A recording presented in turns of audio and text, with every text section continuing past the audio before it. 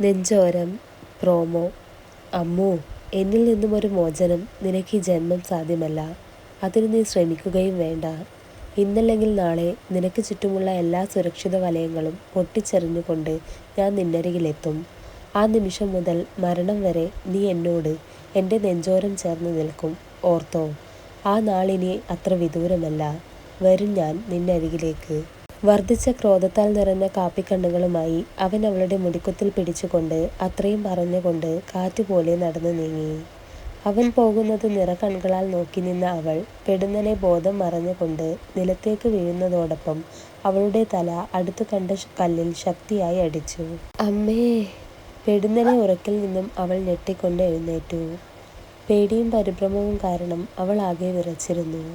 കഴുത്തിലും മുഖത്തുമായി പറ്റിപ്പിടിച്ച് കിടക്കുന്ന വിയർപ്പ് തുള്ളികൾ ധാവണിത്തുമ്പിനാൽ തുടച്ചു മാറ്റി അവളുടെ കുഞ്ഞുമുഖത്ത് അനുസരണയില്ലാതെ പാറിക്കളിച്ചു കൊണ്ടിരിക്കുന്ന മുടിയിഴകൾ ചെവിക്കരികിൽ ഒതുക്കി വെച്ചുകൊണ്ട് അവൾ എഴുന്നേറ്റിരുന്നു.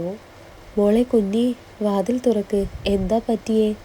പുറത്തുനിന്നും മുത്തശ്ശൻ്റെയും മുത്തശ്ശിയുടെയും ആദി നിറഞ്ഞ സ്വരം കാതിലേക്ക് എത്തിയതും അവൾ പതിയെ എഴുന്നേറ്റ് വാതിൽ തുറന്നു. മോളെ, എന്താ എന്താ എൻ്റെ കുട്ടിക്ക് പറ്റിയേ? എന്തിനാ കുഞ്ഞി നിലവിളിച്ചേ? വാതിൽ തുറന്ന ഉടനെ തന്നെ മുത്തശ്ശി ഓടി വന്ന് അവളുടെ കൈ പിടിച്ചുകൊണ്ട് ചോദിച്ചു. എന്നാൽ അവരോട് തിരിച്ചൊന്നും പറയാൻ പോലും അവൾക്കാവുന്നുണ്ടായിരുന്നില്ല. എന്താ കുഞ്ഞി, നീ വല്ലതും സ്വപ്നം കണ്ടുവോ? ശങ്കരനാരായണൻ അവളെ നോക്കി ചോദിച്ചു. അയാളുടെ ചോദ്യം കേട്ടതും അവളുടെ മിഴികൾ പിടച്ചു. നേരത്തെ കണ്ട സ്വപ്നം അവളുടെ മനസ്സിലേക്ക് അലയടിക്കാൻ തുടങ്ങി. അതിൻ്റെ പ്രതിഫലനം അവളുടെ മുഖത്തും ദൃശ്യമായി.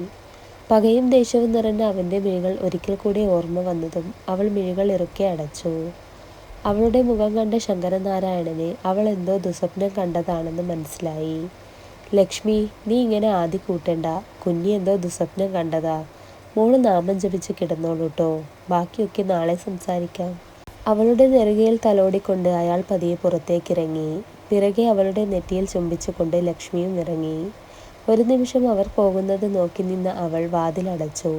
ശേഷം ബെഡിൽ വന്നിരുന്ന് നാമം ജപിച്ചുകൊണ്ട് കഴുത്തിലെ ഏലസിൽ മുറുകെ പിടിച്ചുകൊണ്ട് കിടന്നു.